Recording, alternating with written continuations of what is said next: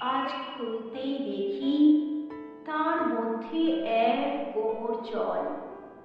পরের পাতায় গিয়ে সে এক নদীর অংশ হয়ে দূরে বেঁকে গেছে।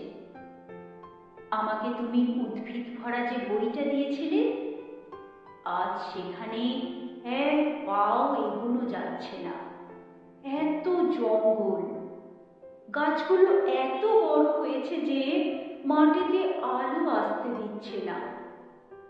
তুমি আমাকে ঝর্ণা শেখবার যে বইটা দিয়েছিলে, আজ সেখানে মস্ত এক জলপ্রপাত লাফিয়ে পড়ছে সারা দিন।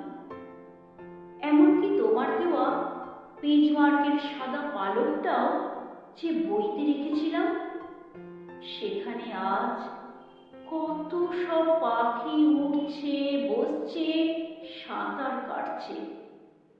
তোমার দেওয়া সব বই এখন মরুভূমি আর পর্বতমালা।